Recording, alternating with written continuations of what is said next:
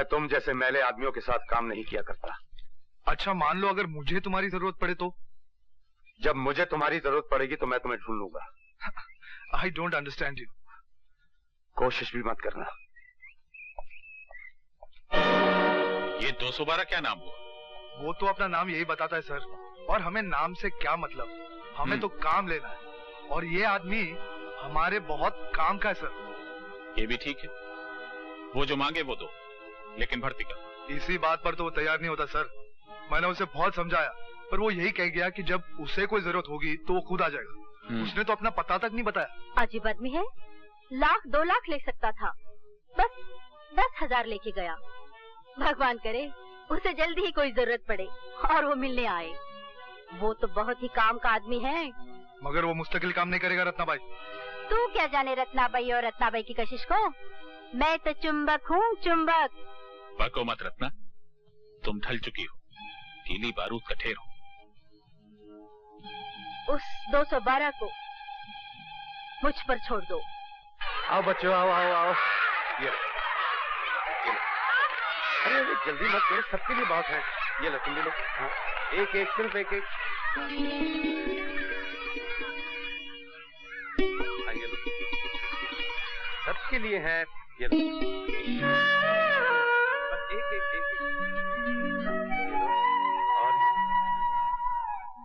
मेरा नाम विद्या है, मैं स्कूल की टीचर हूँ। जानता हूँ, मेरा नाम रवि है। आप बच्चों को ये किताबें पेंसिल? जिंदगी में खुद तो लिख पढ़ ना सका, इसलिए जब भी पैसे हाथ लगते हैं इन बच्चों पर खर्च करता हूँ। मन को शांति मिलती है। कहाँ रहते हैं आप? वो सामने वाले मकान में। कुछ दिन हुए इस मोहल्ले में आया हूँ। अगर शाम को स्कूल बंद होने के बाद कुछ देर के लिए आप मेरे घर आए तो बहुत उपकार होगा।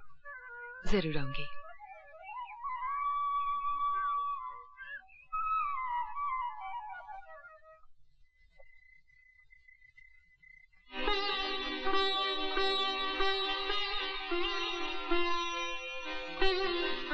अरे मालकिन, आपने अभी तक खाना नहीं खाया?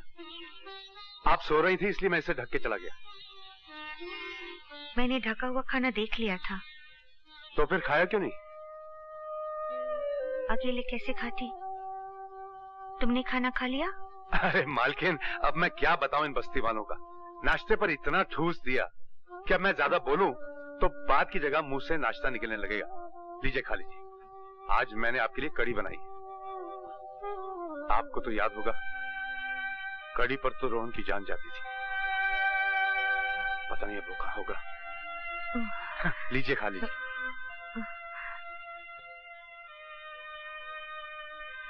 अच्छा, तुम मेरे लगते कौन हो जो मेरा इतना ख्याल रखते हो? लगता तो मैं आपका कोई भी नहीं हूँ, पर इस भरी पूरी दुनिया में आपके सिवा मेरा कोई है भी नहीं। और आपको मैं याद ही नहीं आ रहा हूं। मैं रवि हूं मालकिन, रवि। याद कीजिए, आप राइडिंग किया करती थी और मैं आपके घोड़े, ट्रैक्टर और फार्म हाउस की देखभाल किया करता था। मैं वही वाला रवि हूं। और मेरे साथ मेरा एक छोटा भाई हुआ करता था, रोहन। आप उसका बहुत देखभाल किया करती थी और आपने उसका ख्याल रखने का वादा भी किया था। याद कीजिए, जब आप मिलने आई थी मुझे। मैं तुम्हें कहाँ मिलने आती थी? चिंता मत कीजिए माँ, शीशे की चीजें टूटती रहती हैं। तुम मुझे मालकिन मालकिन क्यों बोलते रहते हो? क्योंकि आप मेरी मालकिन हैं। अच्छा, और मैं क्या क्या हूँ? मेरा मतलब, और किसी की भी तो मैं कुछ लगती होंगी। क्यों नहीं? आपका इतना बड़ा घर था कि क्या बताऊं। आप और मालिक दोनों अकेले। टुम्पा तो हॉस्टल में रहा करती थी। ये टुम्पा कौन? नमस्ते। नमस्ते। मैं स्टूडेंट्स की किताबों का शुक्रिया अदा करने आई थी। बैठी ना। और हाँ, ये बिल्कुल वैसी किताब है, BAT bat, CAT cat, RAT rat, जो आप मुझे पढ़ाया करती थी। और ये रैट तो आपने झल्लाकर मुझसे 100 मर्तबा लिखवाया था। और आपने कहा था कि Ravi, you are a rat, तुम चूहे हो। Excuse me. Excuse me, excuse me और पार्डन मी, ये भी आप कहा करती थी। आप कहती थी कि रवि, किसी की बात काटनी हो तो पहले एक्सक्यूज मी या पार्डन मी कहा करो। बात कोई खास नहीं कि खुरपी उठाई और काट दी। मेरा सर फटा जा रहा है, मुझे परेशान मत करो। मैं खुद चाहती हूँ कि मुझे सब कुछ याद आ जाए, मगर कुछ याद नहीं आता तो मैं क्या करूँ? ठीक है, आप लेट जाइए, अब मैं आपको परेशान नहीं करूंगा।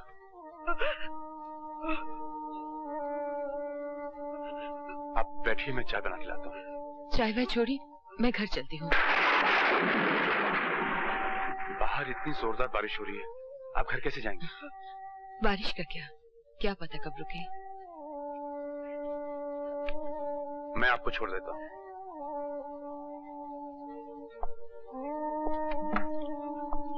चलिए।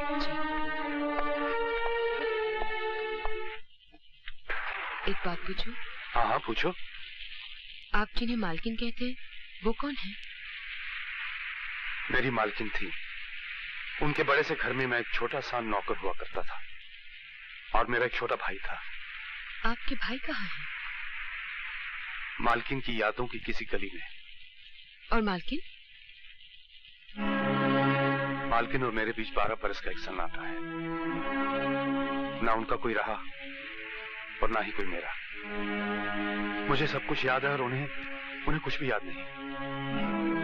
उनकी यादों के साथ मेरा भाई रोहन भी गुम हो गया है। उनकी यादें मिले तो मेरा भाई रोहन मिल जाए। और ये 12 बरस का सन्नाटा क्यों? मैं जेल में था। जेल? गवाहों का कहना था कि मैंने एक लड़की के साथ बलात्कार किया और फिर उसे मार डाला।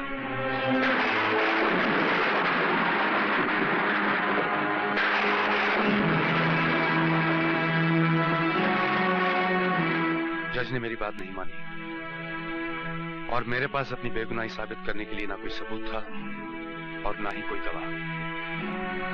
तुम्हारा जी चाहे तो जज की बात मान लो और जी चाहे तो मेरी।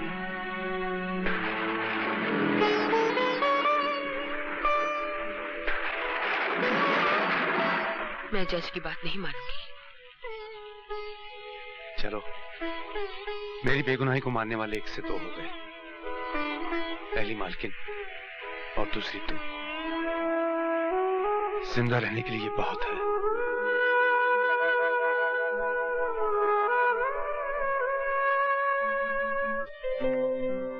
स्माइल, थोड़ा सा और स्माइल करो ना, और थोड़ा सा। तुम मेरी तस्वीर खींच रहे हो या मेरी दांतों की? बात हो गया, चलो चलकर कहीं बैठते हैं। चलो चलो। वासु, तुम मुझसे प्यार करते हो? ये कैसा सवाल है? बोलो ना। हाँ, अपनी जान से भी ज्यादा प्यार करता हूँ, बहुत प्यार करता हूँ। लेकिन तुम मुझसे प्यार क्यों करते हो? क्योंकि तुम दुनिया की सबसे बदसूरत लड़की हो। क्या? हाँ, अरे जो भी मैं कहूँ उसका एकदम उल्टा समझ लेना। मैं तो किसी दूसरी लड़की की तरफ आंख उठा के भी नहीं देखूंगा। सच? सच। तुम वहाँ क्या देख रही हो? वो जो लोग खड़े हैं ना, वो हिंदुस्तान की सबसे खूबसूरत लड़की को देख रहे हैं, जो इस साल मिस इंडिया चुनी गई है। क्या कह रही हो? नहीं नहीं। अच्छा, मैं भी आया।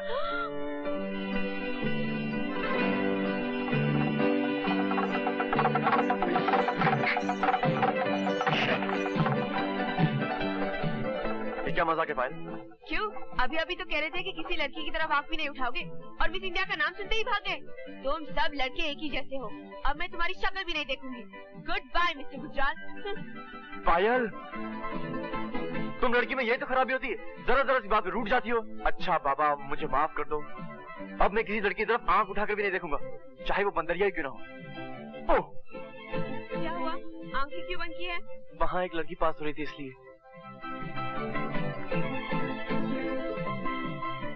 अच्छा बाबा, मान गए, इतना ड्रामा मत करो। अच्छा एक बात बताओ, अगर शादी के बाद मैं किसी वजह से नाराज हो जाऊँ तो क्या तुम मुझे माफ कर दोगे? हाँ, मैं तुम्हारी हर गुस्ताखी माफ करने के लिए तैयार हूँ। बदतमीजी है? बस अभी तो कह रहे थे कि मेरी सारी गुस्ताखियां माफ कर दोगे। लेकिन वो शादी के बाद का वाला था, शादी के पहले का नहीं। अच्छा, अगर मैंने तुम्हारी कोई कीमती चीज तोड़ दी तो? मैं तुम्हें माफ कर दूंगी। माफ कर दोगी? पक्का? ये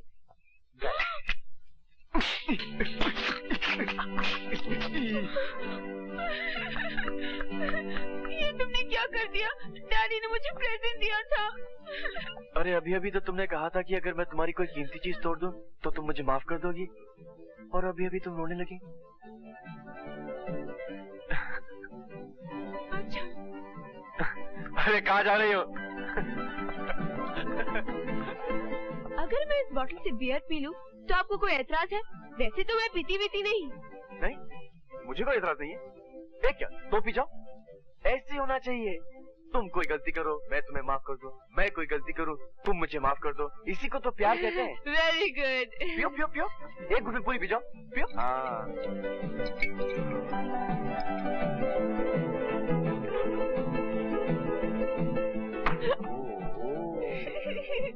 तुम कुछ भी कहा, मैं तुम्हें मोहब्बत की जान कुछ नहीं कर सकती। You are so sweet। अच्छा, तुम मेरे लिए कुछ भी करोगी? कुछ भी। अगर मैं तुमसे कहूँ कि पानी में कूद जाओ तो तुम पानी में कूद जाओगी? मैं तुम्हारे लिए अपनी जान भी दे दूंगी।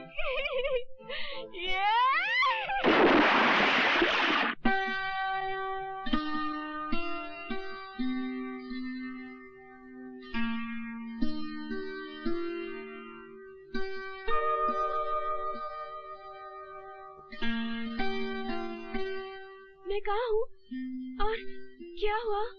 तुम एक डाक बंगले के अंदर हो और जो कुछ भी हुआ उसके बारे में कहते हुए मुझे शर्म आती है। फिर भी बताओ तो सही। तुम्हें बियर नहीं पीनी चाहिए थी, तुम बहुत नशे में थी। मैं तुम्हें पानी में से उठा के लेके आया हूँ। तुम कहने लगी कि हमारे बीच कोई दीवार नहीं होनी चाहिए। मैंने कहा बिल्कुल ठीक है। फिर तुम अपने कपड़े उतारने लगी। मैंने कहा ये दीवार नहीं, ये तुम्हारी ड्रेस है। शट अप, मैं कुछ नहीं सुनना चाहती। फिर क्या हुआ? फिर तुम मेरे कपड़े उतारने लगी। Shut up. सच सच बताओ ना, फिर क्या हुआ? फिर वो हुआ जो शादी के बाद होना चाहिए था।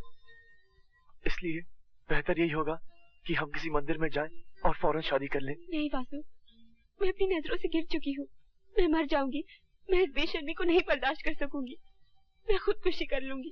पायल, पायल, पायल, मैं तो मजाक कर रहा था। कोई आदमी भला अपने ही घर में चोरी करता है क्या? इतना घटिया मजाक मैं तुम्हारी शक्ल भी देखना नहीं चाहती। हाँ? अरे बाप रे। बहुत खूब योर ऑनर। मतलब ये कि अपनी प्राइम विटनेस यानी अपनी इकलौती विटनेस को ये लोग लोकेट करने की कोशिश कर रहे हैं, मगर मैं तो ये कहूंगा कि ये विटनेस लोकेट हो ही नहीं पाएगी क्योंकि ये बलात्कार हुआ ही नहीं। ये झूठा मुकदमा तो सिर्फ धीरेन ठाकुर को बदनाम करने के लिए किया जा रहा है। और रही इस सती सावित्री की बात, तो उसका पता तो बहुत से लोगों के पास होगा। आई सबमिट योर ऑनर कि जब तक ये औरत इस अदालत में पेश नहीं की जाती, मैं ये मानने को तैयार नहीं कि ये बलात्कार हुआ, और मेरी गुजारिश है कि इस मुकदमे को खारिज कर दिया जाए। मैं सरकार को 10 दिन की मोहलत देता हूं। अगर अगली तारीख पर उस औरत को अदालत में ना पेश किया गया तो मैं ये मुकदमा डिसमिस कर दूंगा। Fantastic sir. मुकदमा ऐसे जीता जाता है। वासु, तुम्हारे गर्लफ्रेंड की फोटो तो बहुत अच्छी आई है, लेकिन उसके साथ तुम्हारे कैमरे ने एक कत्ल को भी रिकॉर्ड कर लिया है। क्या मतलब? इस फोटो में एक आदमी एक लड़की का गला दबा रहा है? और इस फोटो में उसी लाश को गाड़ी में रख रहा है। और ये तो धीरेन ठाकुर है। ठीक। मिस्टर गुजराल से, अरे मिस्टर गुजराल से उस दिन कोर्ट में डिफेंड कर रहे थे। इसका मतलब ये? जी हाँ। अरे वासु, तू यहाँ? आज तो रास्ता कैसे भूल गए? तेरे बगैर घर बड़ा सुना लगता है। दिल में तो रहता हूँ ना। हाँ माँ बैठ। ये ले फोटोग्राफ, मिस्टर गुजराल को देना और उनसे कहना कि धीरेन ठाकुर जैसे कमीने इंसानों का केस ना लिया करें। क्या बात क्या है? वो जो फोटोग्राफ देखेंगे ना तो खुद समझ आएंगे कि सच्चाई क्या है। झूठ मत बोलिए, ये तस्वीर देखी आपने? अब मेरी बात सुनिए, मैं कोई धर्मात्मा नहीं हूँ, मगर ऐसे गंदे केसेस मैं कभी नहीं लेता। मगर चूंकि मैं आपका वकील रह चुका हूँ, मैं फीस लिए बिना आपको एक मशवरा दूंगा। आप इकबाल जुर्म कर लीजिए, फॉर अ चेंज सच बोल जाइए, तो हो सकता है कि फांसी की जगह आपको उम्र कैद हो जाए। मैं आपको 24 घंटे की मोहलत देता हूँ, तब तक आपने इकबाल जुर्म नहीं किया तो मैं इस तस्वीर का नेगेटिव खुद पुलिस के हवाले कर दूंगा, समझे?